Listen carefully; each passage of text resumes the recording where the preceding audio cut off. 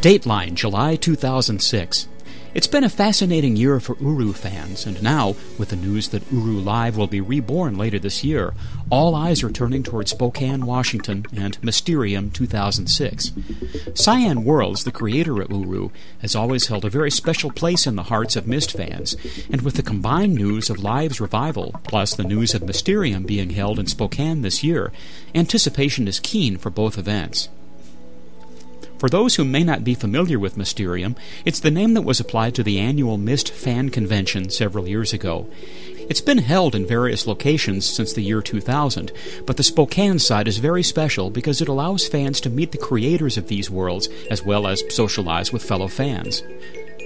The dates for this year's Mysterium are July 28th through the 30th, and several of us from the Cavern today will be in attendance, most of us meeting in real life for the first time. In this, our 15th regular podcast, we'll be featuring an exclusive and very improvised interview with Richard Watson, or Rawa from Cyan, discussing Mysterium and some of the things they're preparing for the fans who attend. We hope you enjoy it. In addition, Galen has put together an excellent segment on Dunny history. Janathus and Anthony have assembled another tech feature. Steve and Akira have prepared a Damala update, and Steve will be telling us about the in-cavern and out-of-cavern approaches to enjoying Uru.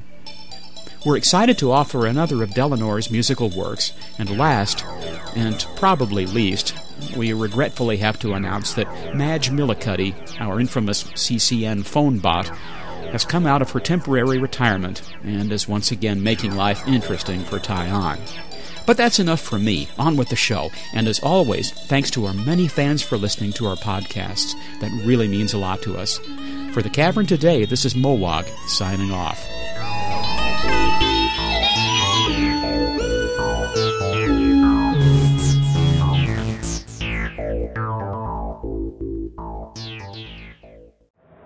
Hi, this is Akira with the Podcast 15 Damala update. At the moment, the DRC has not yet moved into full swing, so there's relatively little to mention this time around. From what I've heard, Mysterium will be occurring on the surface in a few days' time, and as a result, many people have pulled out of the cavern to go to Cyan's headquarters. As you know, the DRC has been quite tight-lipped about the restoration project, so many explorers may be hoping to use Cyan's inside contacts to shed some light on the situation, if you get my drift. The Cavern today will be running a special service during this time, with Anne coordinating things at the Cyan end, with several other CCN staffers working hard to make sure that those of you who cannot afford the trip out of the Cavern can still see what's happening at Cyan. It appears the group known as United Shards is looking to release an upgrade soon, which should help all of us explorers. It is, at the moment, unclear what the group has been working on. However, the fact that its members help in the maintenance and running for the Cavern, as well as spending a lot of time on the Lattice and Key networks, suggests that perhaps an improvement in the Lattice or Key network is coming. The Damala memory book is nearing completion, and I'm sure anyone who frequents the Uru Obsession Hood will have noticed Moiedy's recent efforts to take key shots of every single explorer in the Cavern, as well as looking for photos of events from the Cavern. We at CCN even have our own page, and we wish her well for the rest of the project, and hoping that it comes to a nice complete end. Well, that's it for this podcast. Now, if you'll excuse me, I've arranged to meet up with the other CCN staffers in the Moon Room to celebrate the success of our last podcast. This is Akira for the Cavern Today, signing off. Welcome to the Weather Report. Today, Spokane, Washington is quite sunny with a high of 76 degrees. So far this summer, the home of Cyan has had very nice weather indeed. On the other hand, New Mexico has had a rather soggy summer so far. Today it is raining in central New Mexico yet again, with scattered showers around the cleft. Still, the high is 94 degrees, so you may or may not wish to bring your parka up with you should you choose to visit the cleft. Down in the cavern, the extra rain on the surface has found its way down through the parched earth, raising lake waters a good 3 inches. Though not high enough to splash an explorer's feet, the algae seem quite happy with the incoming fresh water, and the orange glows brighten fractionally. The cavern remains a nice 79 degrees, good for cooling off, and drying off, from visits to the surface. In the news today, fans are excited about the upcoming Mysterium held this year in Spokane, Washington. Though not the first time a Mysterium has been held in Cyan's hometown, it is particularly exciting that this one should take place in the birthplace of Uru as the re-release of Uru Live approaches. In local news, the Shards are still just as alive in UU as ever. Stopping by Ubisoft's Uru forums turns up occasional announcements of happy hours in the Shard Hollow pubs, which have recently turned into a cocktail party every other week in the demolished Shard. Old threads announcing Ladies' Garden Club meetings are still there, a testament to the groups of friends dotting the Uru landscape. This ends our weather and news reports.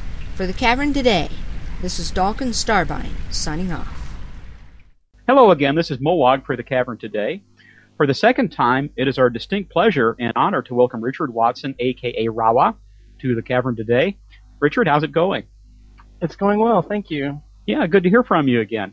This is a really special time of the year because it's later this month, of course, that Mysterium occurs, and a lot of us are going to be coming this year that might not have otherwise.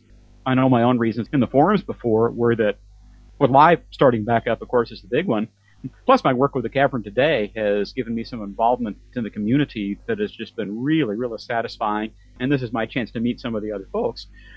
I'd like to thank you guys for suggesting that it be held in Spokane this year. I've never been there, and I'm really looking forward to it. It's been a treat, for example, to see the video footage from the pizza party. Do you guys have any special events scheduled for this year's Mysterium that we can know about beforehand? Things haven't really been locked down yet. We kind of do things at the last minute. We're always tweaking, trying to get things ready right up till the very last day. Yeah, so you work just like so we do. I don't know exactly. So I don't know exactly what will happen. Okay. We have a rough idea. Well, actually, the spontaneity is part of the fun, I guess. So just to have surprises waiting for us when we get there, will be kind of neat. Some of the folks have been asking if there will be PCs there where we'll be able to upload pictures from cameras, camera cards, for example, video cameras, and send them up to our FTP server. We'll probably be able to provide that, yeah. Okay, great, thank you. I don't know if some of our folks are bringing laptops or what. I could bring one, but it would make our son very angry because it's his. And oh, Dad took your computer to Washington. Oh, that'd go over real big. Well, very good. It's good to hear that. The Cavern Today staff are hoping to take along still cameras and some recording equipment if we can, as well as video, and to try to document Mysterium as best we can in the form of audios and videos and still pictures and post them to our FTP server. So it's good to hear, yeah. How many years has Mysterium been going on? I must admit that this is my first, and I've known about the event for several years, but I'm sort of curious. How did it get started? The first one was in 2000, so this would be the 7th Mysterium, I think. Okay. I can't count that fast. That's two of us. But yeah, I think it's 7. I ran out of fingers. Yeah. Well, great, yeah. Have there been any events from Mysteria past that you remember especially fondly, or things you'd rather not remember, too? They've all been really good, the ones I've been to. It's always fun to finally meet people face-to-face that you only know online or in Uru. Uh-huh. So that's kind of the main thing about it, is getting to see people face-to-face for a change. Well, that's what I'm looking for in a huge way, because I know so many people over the forums, from their abbeys and from their written word, and through my involvement with Cavern Today, from their abbeys and their spoken word, and to actually see them face-to-face is going to be really a treat. I know one of the things we're looking forward to doing is staging a live read-through of our Journey of the Called serial drama, when we can actually see each other and actually act it out without having to, put up with Skype lag and things like that, and just actually, sit around a table or something and do it, or over at Applebee's during supper or something, something like that. And it's really going to be a treat, because one of the neat things about the Cavern Today is we've started some really close friendships as a result of this, but we've never met. It's the strangest thing. And a good many of us are coming to Mysterium and are really, really grateful for this year's Mysterium as a chance to meet for the first time ever. Again, we'd sure like to thank you guys. We're just along for the ride. Yeah. Well, do you guys actually get to take a day or two off of work for this, or? No. I didn't think so. Yeah, so you've got to kind of break away to show all these gawking tourists around the place or something. And are there any events you know of planned at the Ramada? They usually do presentations on Saturday evening after the open house at Cyan. And Okay. I'm not sure how many of the fan presentations there will be this year. Okay. But that usually lasts a few hours in the evening on Saturday. Well, very neat. It's going to be really something to hear these voices I recognize and to see strange faces uttering the voices. I hope there are lots of really prominent name tags with Abbey names and real names. And there's still the question in my mind is, well, will we go by our Abbey names or by our real life names? Because otherwise it could be very confusing. I hear that Saturday we may even get to take an open house at Cyan headquarters. Yeah, that's usually the plan. When we have it in Spokane, we try and keep the building open, usually for most of Saturday. Oh, wonderful. Yeah, that'll be a real treat. I think it's one of our fantasies, for some of us anyway, to see where these worlds actually originate. I mean, many of us have seen the Making of Mist film from a long time ago, the one that shipped on the Riven CD, and I think the Making of Riven and whatever the ones have been since then. Mm-hmm. And have seen little, bits and pieces and clips of Cyan's activities at the garage, and of your current building being constructed, and thinking, oh, holy cow, what must it be like to go to an environment like that to work every day? So we're sure looking forward to seeing it. Excellent. See the waterfall in the back and everything. Yeah. At the presentations on Saturday at the Ramada, will there be any previews or captures of what we might see in Uru Live this fall? If we have something from Uru to show, it'll probably be during the open house Saturday. I'm not sure exactly what we'll have to show by then. Okay, neat. Whatever you have, we will fall all over it. Yeah, there will be screen capture circulating like nobody's business. Yeah. Of course, the anticipation on our end is really, really high at the moment, as you may realize.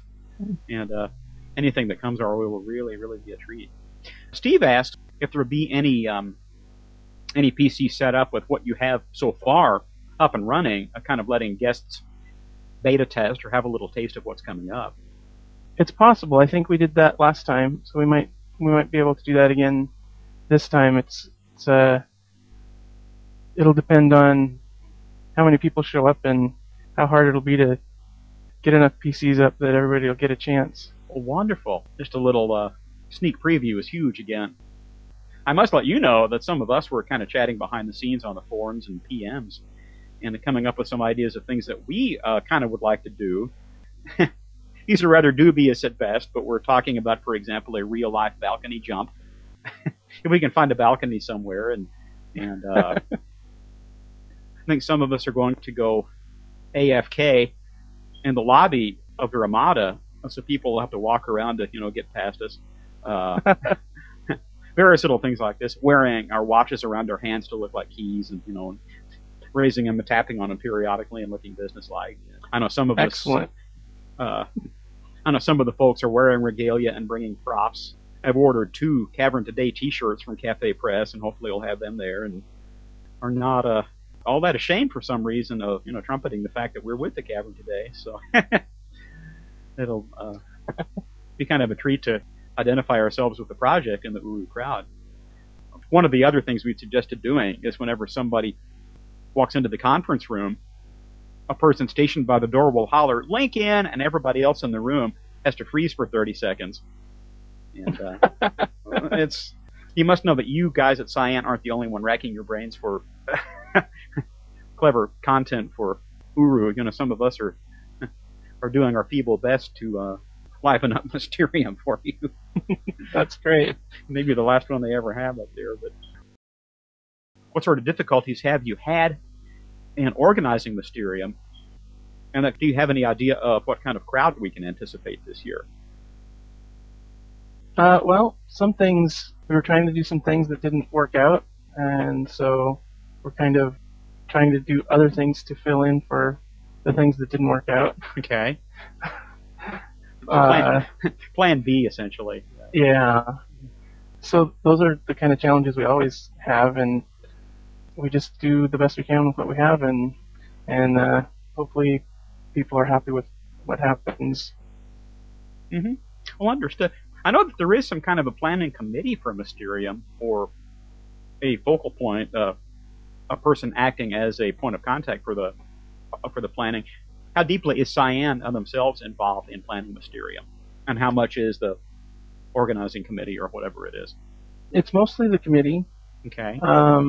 They do they set up the itinerary, and they do all the legwork and get everything set up, and we just mainly focus on what we're going to do during the open house during the years it's at Cyan, and usually we try, when it's not at Cyan, we try to provide something. Mm-hmm. But we don't really do any of the organization of the event. Sure. That's all the committee members. Yeah.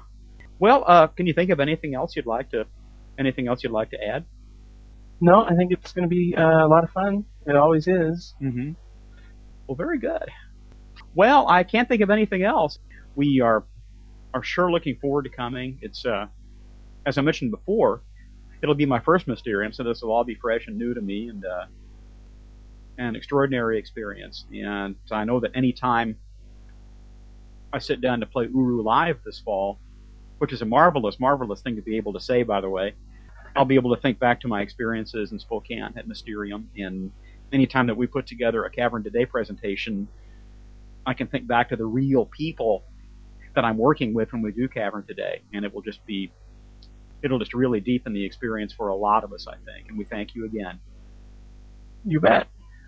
So, Richard, we'll see you later this month. Some of us will, and you'll certainly be seen in pictures, believe me, we'll upload all kinds of images. I look forward to meeting you personally and the other guys and my cohorts at Cavern Today and the rest of the community. And for the Cavern Today, this is Molwag signing off.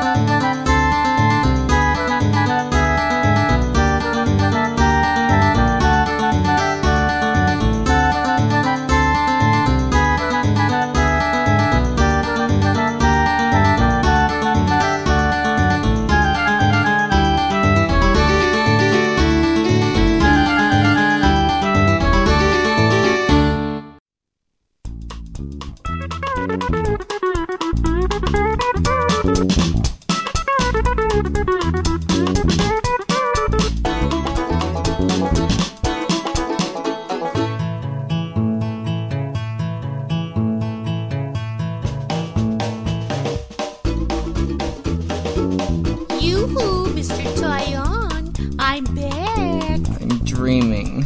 No, I'm nightmaring. Drat those guild of caterers, always tasty stuff till later. Then comes the nightmare. I'm certainly having... Mr. Tyon, sure. I guess you didn't hear me the first time. Sure. That's Uru talk for how you doing. No, it's not. You wouldn't know the language if you... Oh, never mind. So you're awake after all. I knew you'd correct me if you were awake. Yeah, aren't you gonna welcome me back from my cruise? No, I thought you went away permanently. Fired is what I heard. No, not fired, Mr. Tyon. On hiatus. Hiatus means gone on a long trip. I know the language. It's you that... After my acting debut, I thought I could use a nice rest at Garishon Beach and Resort. By the way, I listened to the first year of JOTC on the website. Sounds nice. Now that I've got some experience, you got any parts written for me? There is no Garrison Beach and Resort, and no, like I told you before, I've hired all the actors I need for now. It's been a good year without you. Oh, Mr. Tyon, I know you missed me. You're just kidding around again. Did you know I started a blog? Blog? Oh, brother. What in the world would you have to say on a blog? The truth. The whole truth and nothing but the truth. The truth about what, from your limited perspective? It's all there in my book, but I've decided book writing isn't as cool as blogging, so I'm going to blog for a while. See how it goes. Do you keep a blog, Mr. Tyon? I do, but I am not about to tell you where I keep my blog, and you can't Google it either. I suspected you'd come along someday and ask me about it, but I cleverly named it something you would never guess. Well, some would say it's not very nice of you to withhold information like that. But I know we're playing a game here, and the game is who can guess the blog name. Right, Mr. Tyon? Yeah, right. Now go away and do some filing. Hey, does Steve know you're back? I bet he'll be delighted to see you. Mr. Crocs knows I'm back, but there's been a lot of meetings. Mrs. O is back, too, and she goes to the meetings and comes out all crumply-faced. She says CCN is going through some growing pains, 'cause there's a lot more departments than there used to be. I know what she means, too. My box is full. Merle left a lot of spare parts in the box for later. I'm going to be fully overhauled, you know. Yeah, well, if your overhaul is anything like the last time, it's a waste of time as far as I'm concerned. Look at all the trouble you got into over at the DRC. What a mess you caused. I didn't cause a mess. Well, maybe I did, but it's only because I'm icy and only I see. Icy? I can think of a lot of things you are, including annoying with an annoying voice, but I see. Yeah, irritating current, so says my critics. No, that can't be right. I mean integral current or something like that. Look, I have a splitting headache, and I'm trying to get ready for the trip I'm taking in a few days. Me too. Huh? What trip? I'm going to Mysterium. I've already booked my stowaway airplane and hotel tickets. But you can't go. You'll only be in the way, Millicuddy. I know you were told never to post on any forum ever again, and I know you were told to stay out of matters that don't involve you, which is just about all matters I can think of. And who forgot to tell you no traveling? That's what I call an oversight. Who will open Mr. Crocs's mail while you're gone? The box will just have to fill up. Now that he's editorially producing The Cavern Today, he gets more mail and IMs than ever. He got so many one morning he hit the send button, and a snippet of a conversation he was having with an old adversary went to everybody on his list. Everybody! Right after that, he took a whole week off. Now, I don't think he did that on purpose, do you? Like I figured, you're a natural-born eavesdropper, Millicuddy. Then again, oh well, matters not. I'm on a mission to meet other stowaways and interview them for the shortwave. Oh, no, you're not. I interview, you file. Got it? Mr. Tyon, did you know there's a leak right up there in the ceiling? Is that a stalactite or a stalagmite? Where is that drip coming from? Up there, look, see. I've sent out a memo about this hole. I think it's the DRC construction work that's going on above us. I even mentioned it in the T blog. Your blog? Yeah, my blog. Are you all right? That was quite the fall, even if it is just 2 steps down to the tile floor. Well, sorry to leave you in that condition, but toodles, Mr. Tyon. I'm having lunch with Googlebot. Now I know this was a nightmare. She's sure to post a comment to my blog. Just what I need. Now, 1 week before my big chance to do those interviews. Who knows what that Avibot thing will want to try when we get back from Mysterium. She's starstruck, and starstruck usually means I need it.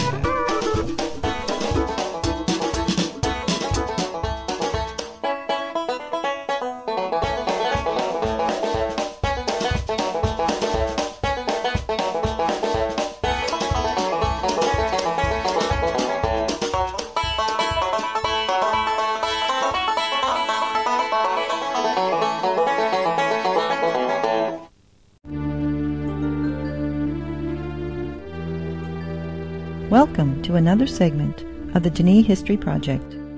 I'm Galen Delore, and I'm pleased you have chosen once again to accompany me on an expedition into the history of the Denis. We're here again at the Common Library, where our journey continues. In the first part of this program, we talked about the descriptive and linking books and the differences between them. I explained how important correct writing was for the art and said that the Denis art of writing itself is creative. Statements to that effect appear often in the published Mist books, which confuses the subject for many explorers. However, Anna and Atris stressed important distinctions in the way writing is creative.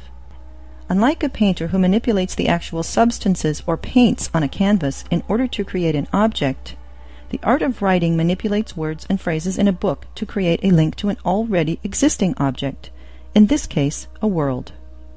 The art does not create the world itself, it only creates the first link or bridge to an already existing world, a world that best fits the book's written description.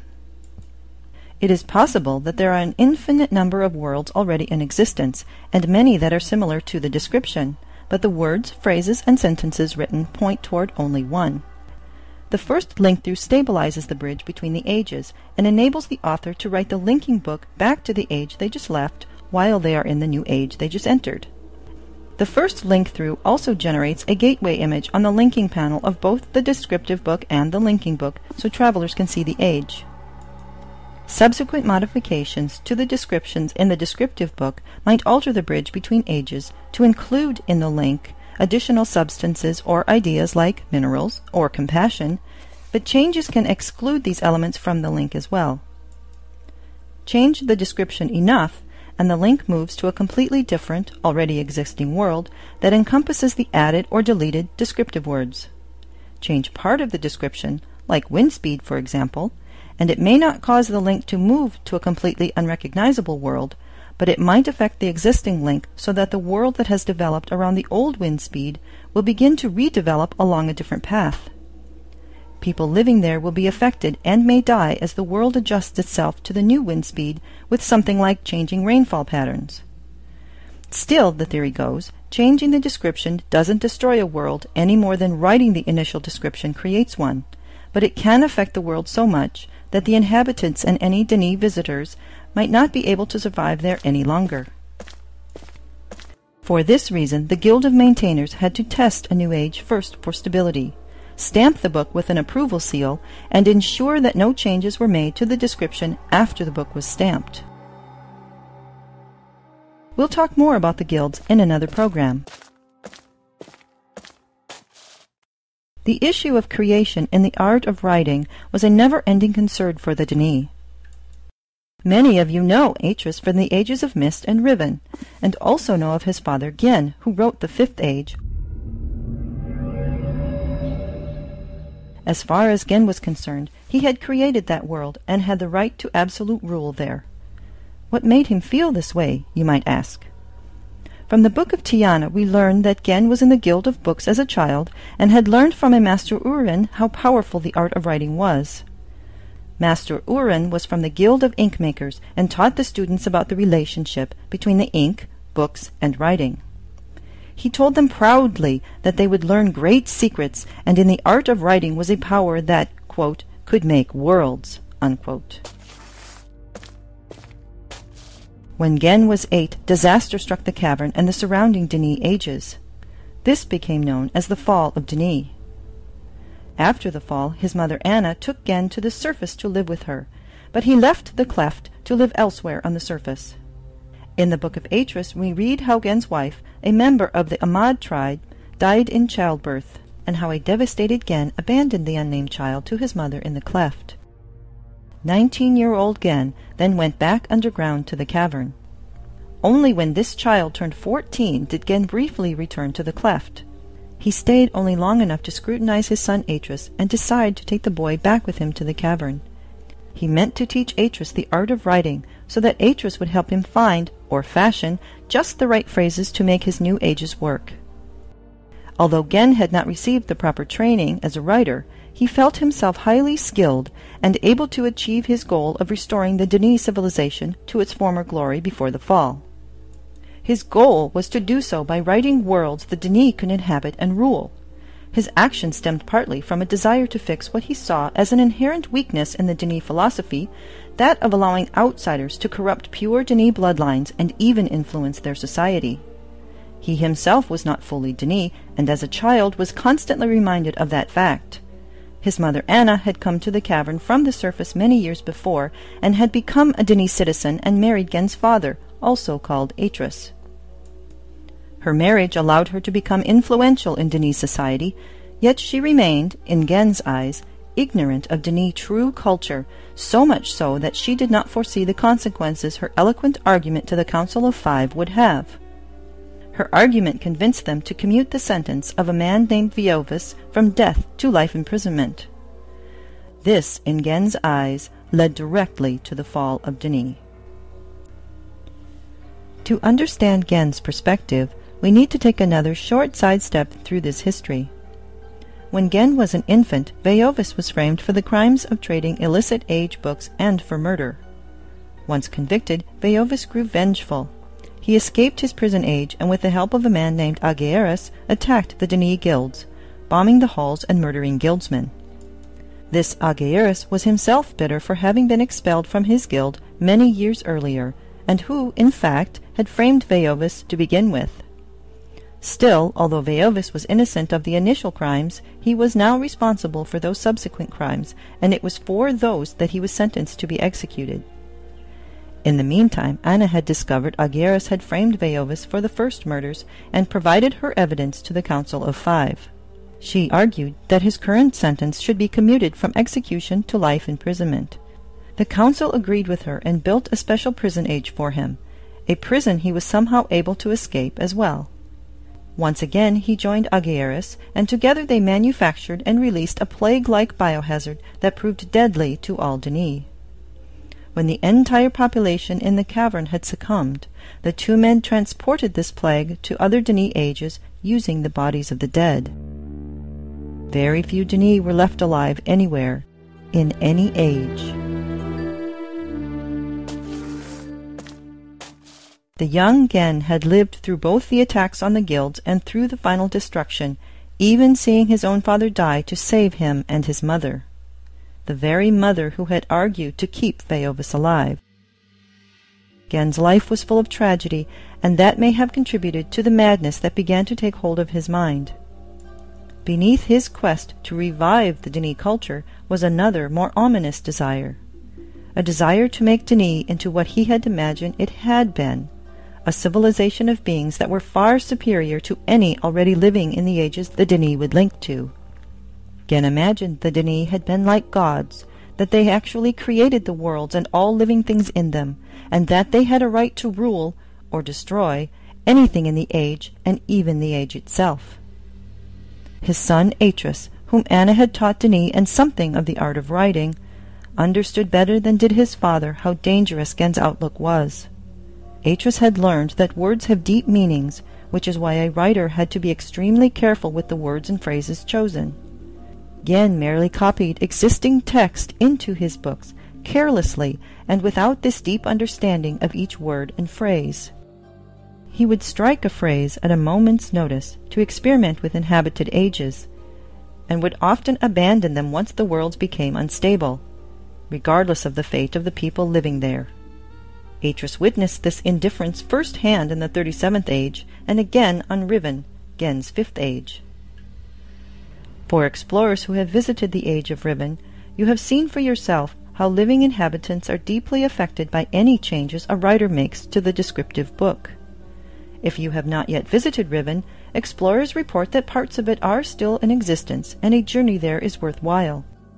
Just be careful, as it is no longer a stable age, and there are rumors that Gen is still there.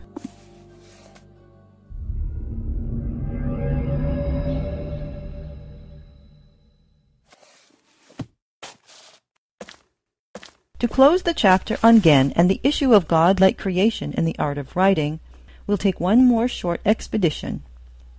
Far outside the city, in the direction of Kerith's Arch, is what is left of the island mansion of Kveir, the spiral mansion on one of the islands.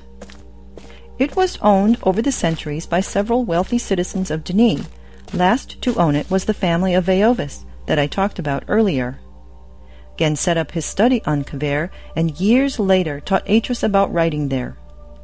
Many of you have met Atris in the ancient chamber on Kveir during your travels through Mist and Riven, and as many explorers know, that room is still accessible to us individually.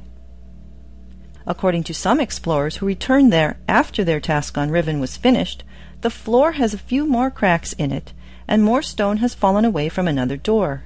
But the walls still hold, and the floor does still seem to be solid enough to walk on.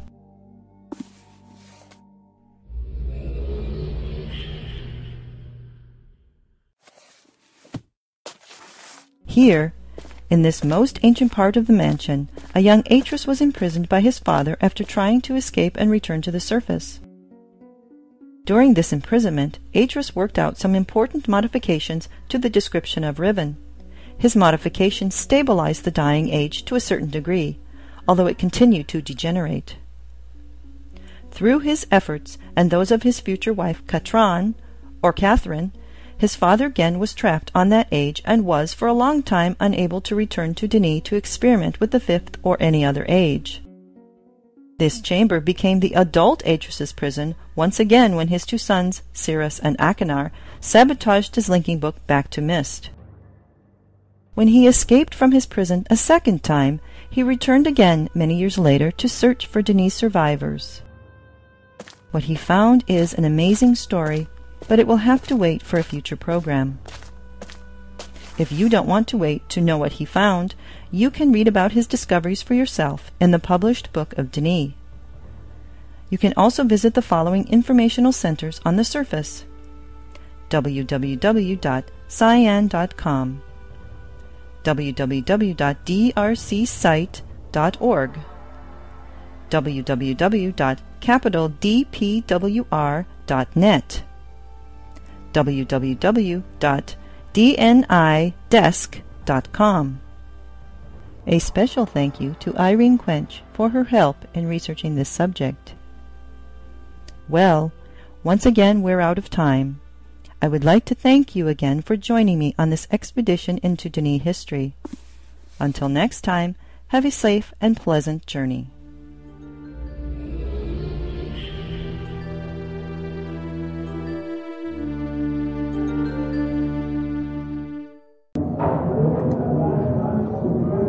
Hello, this is Steve Crooks, pouring straight from the cabin, where it seems the DRC are quite busy at the moment. Perhaps they're a little too busy. Let's see if I can find a better spot.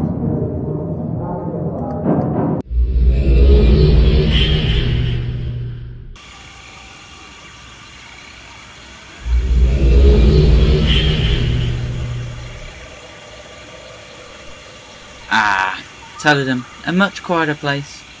Although I have to remember to stay away from the mushrooms. They're almost as bad as the lake water, I tell you. What was I going to report on? Of course. Just what is IC and OOC?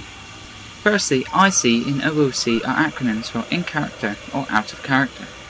This is a concept used a lot in online role-playing games and is a key point in ARCs or alternate reality games. So firstly, let's explain these.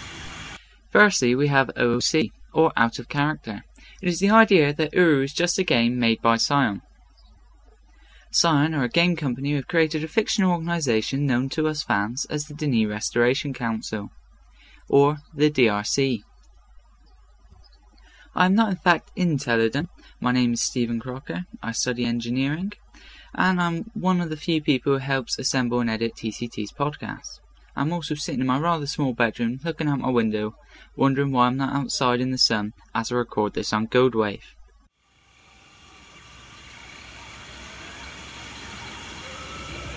So let's look at the more complicated idea, in character or in cavern, as many of us Disney explorers like to call it. In the cavern I am one of two of the Cavern Today's editorial producers. I go by the name Steve Crocs and often found in the city chilling out while attempting to complete the ever-elusive marker quests. Many of you may ask, what's the real difference between my in-cavern self and myself in real life? Well, the only difference is that to my in-cavern self, I live in the cavern and meet and follow TCT members every single day. Here, I still go to university, he still has the same music interests, he loves the same films as me, it's just that I discovered this marvellous place called Denis and don't intend to leave.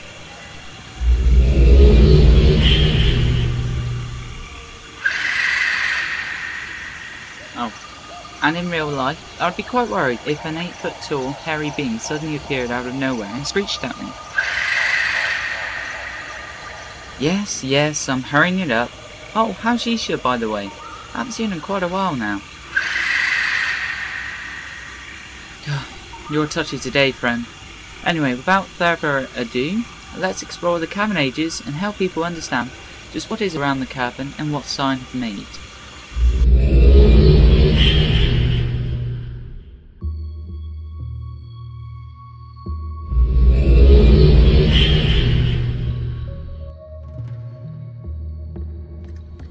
Garrison is our first stop. Every explorer will have arrived in Garrison. It is a part of Yisha's initial journey, and here you pick up your Kai, one of the most important things you will ever own.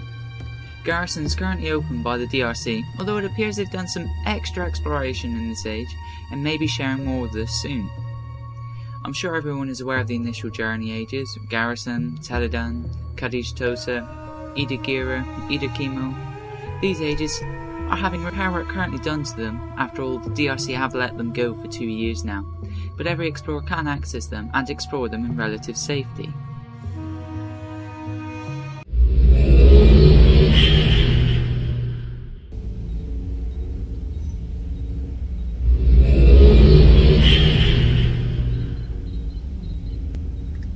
Urkana is one of the ages we can reach when we follow the path of the shell, the second of Yisha's journeys. Currently the path seems to be closed in the cavern, however we know the DRC have taken the path and that the ages in question are being, or have been, looked at by the DRC. Dr. K himself told us in a recent town hall that we could expect them sometime next year. Many people are interested in what sort of work the DRC are doing these ages, and several feel that the DRC shouldn't have the ability to deny us access to an age. So what isn't in the cavern? What ages are currently just a myth?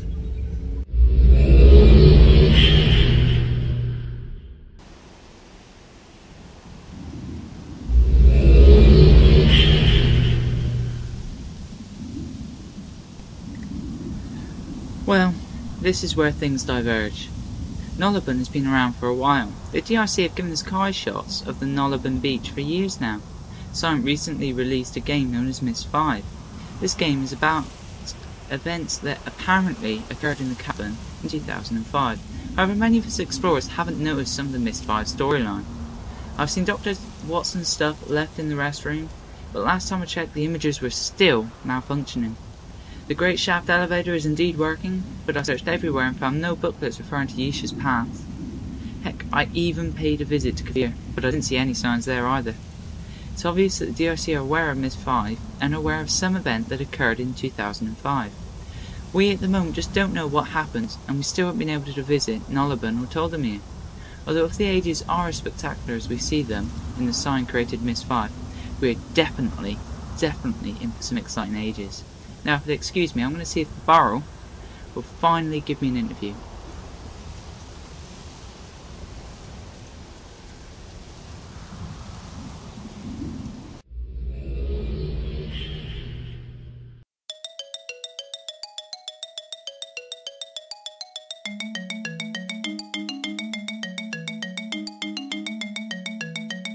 Hello everyone, welcome to TCT Tech, here to improve your Uru Live experience. Before we begin with the actual discussion today, we need to make a correction to our last segment because of a recent clarification from Shogun. When he specified Uru Live system requirements were going to be just like Uru's requirements, he actually meant Uru Complete Chronicles or Path of the Shell, which are the same thing. We incorrectly assumed Uru Ages Beyond missed system requirements, so integrated graphics are supported. Shogun also mentioned, yes, the Genathus. I can't believe I actually... Just remember, we recommended you not use integrated graphics, so if your textures look like mud and your game runs like a turtle, we'll be right there to tell you, we told you so. Yeah. While I can agree with that point, I'm not going to agree with the tone. Moving on, and back on topic, Shogun also mentioned that they won't be testing Uru Live on Windows 98. Which is not to say it won't work, but if you run into any troubles... Well, then you might be a little out of luck.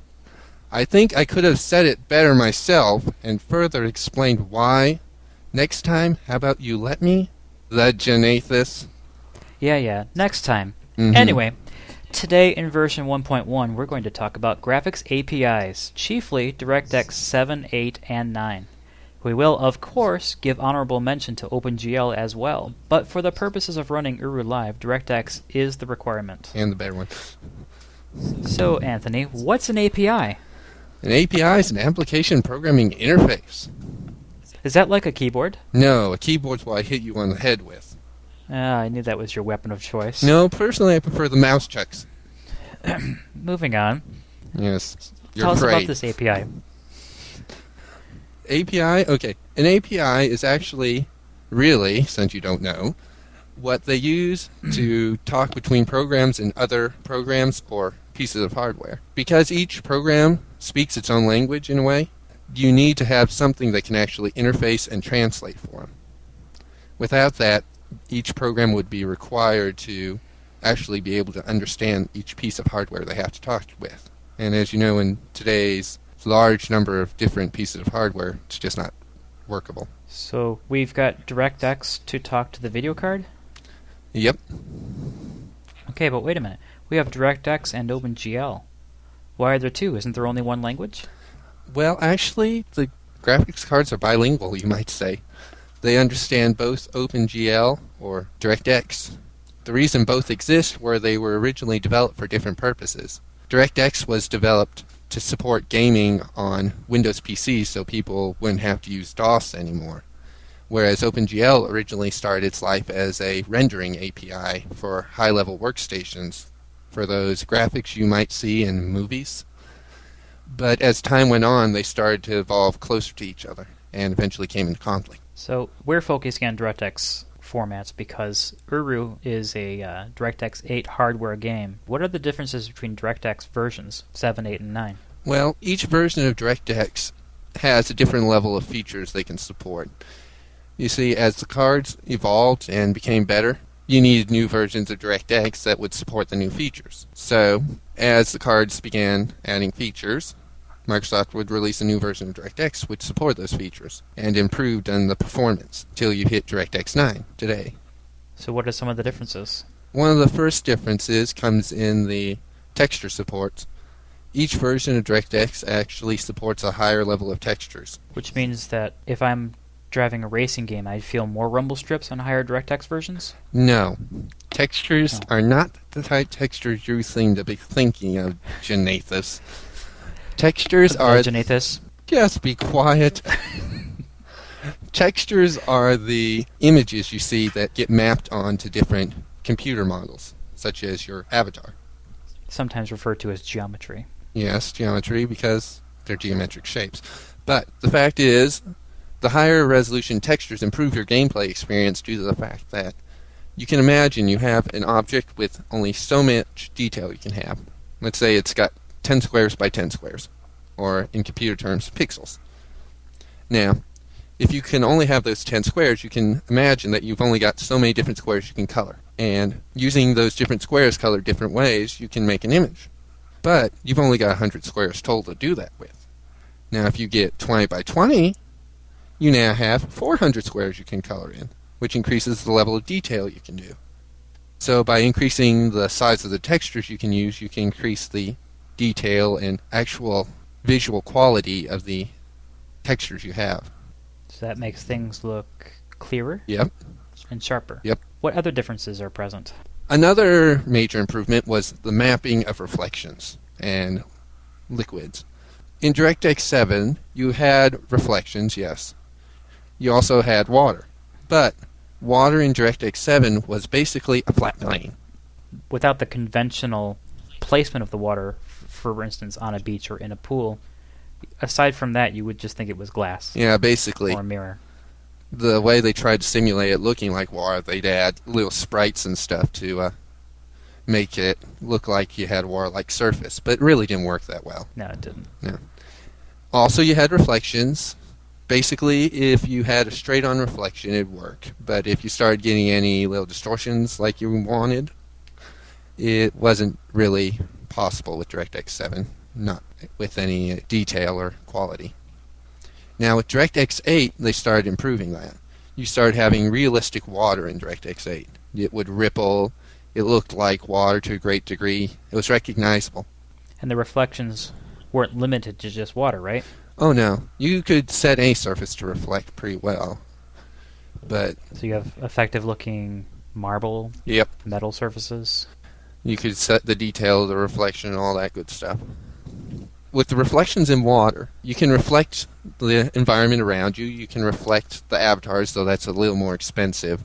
Expensive? Yes. It costs more money? No, expensive. It costs more processing power. Oh. So I just put a turbocharger on, I'm good, right? If only it was like that.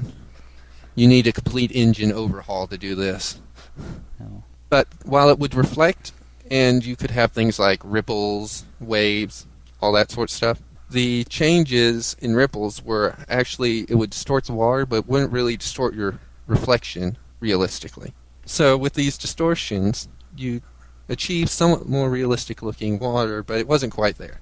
Now with DirectX Level 9 hardware and API, you could achieve fairly realistic, in fact, about as realistic as they've got in water effects and reflections. Now, with this water, it actually accurately changes the reflections. With the distortions you'll see in the water, the ripples, waves, other such things. So that the mapping and reflecting actually is in time with the changing of the surface.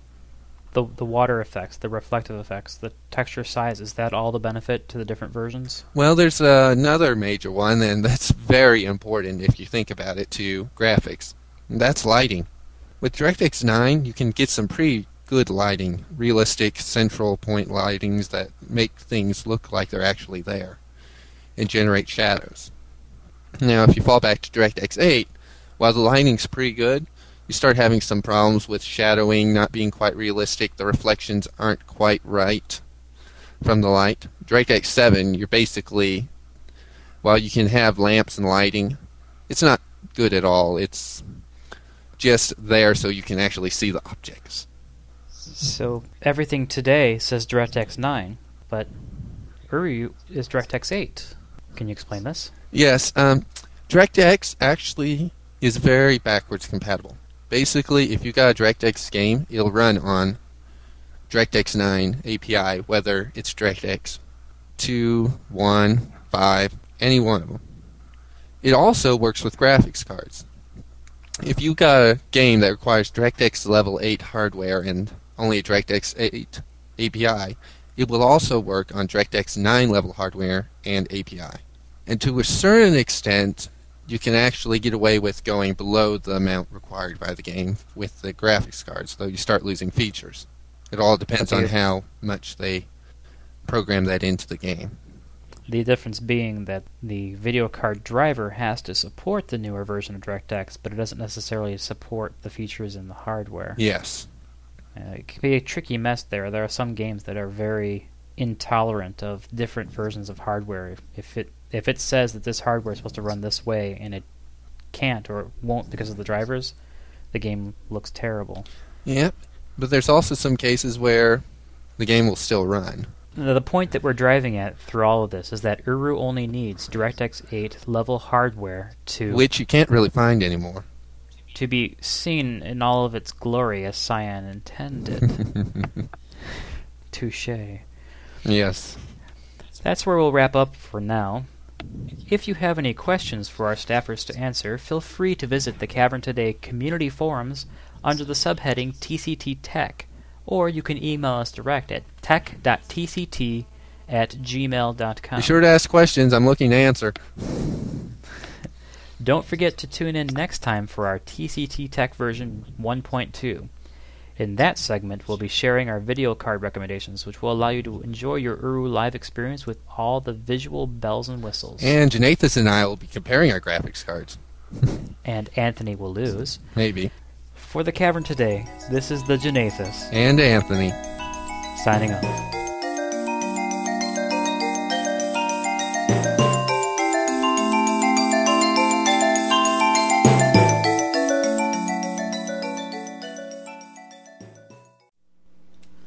Hello again, this is Mowag for the Cavern Today.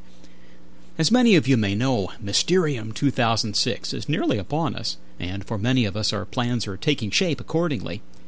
This year will be a rather special one for two reasons. One, Uru Live is returning, and two, the event is in Spokane. So my plane tickets are bought, and my room reservations are made, and now it all comes down to logistics. I've been in contact with some of my Cavern Today cohorts attempting to draft a plan of action. You know, where will we meet up? Who will have a rental car? What do we do once we arrive? That sort of thing. And we're all becoming painfully aware that for most of us, Spokane is just a long way off. Coming from the St. Louis area, for example, my trip out will involve 3 planes with 2 returning, and this is apparently fairly typical for many other fans.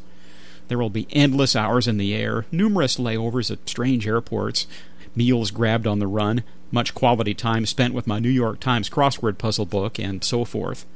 So with that in mind, I'd like to make a modest proposal to Cyan. Mysterium is just over 3 weeks off as of this writing, and that should give their programmers plenty of time to write up a linking book to Spokane and make it available for us to download to our Relto bookshelves. Yeah. Rather than mess about with airports, security, rental cars, and the like, we could just touch a linking panel and reappear moments later at the registration desk of the Ramada Suites. Just think how convenient that would be. And as the weekend progresses, we could add linking pages to Cyan headquarters, to the Applebee's restaurant across the street from the Ramada, and other highlights.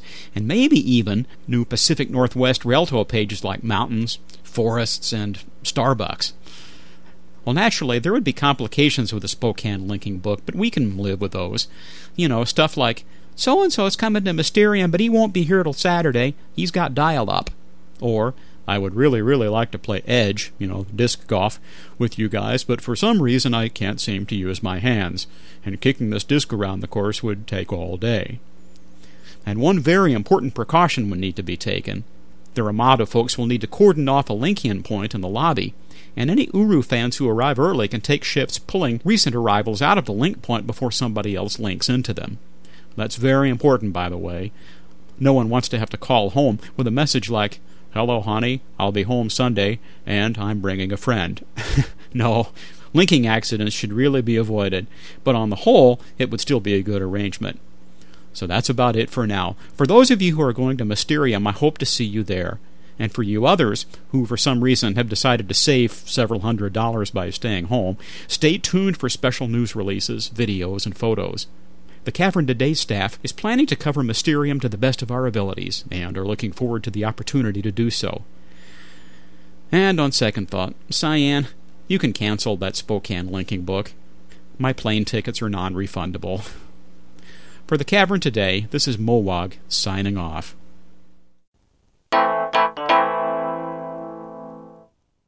Hello everyone, one announcement before we go.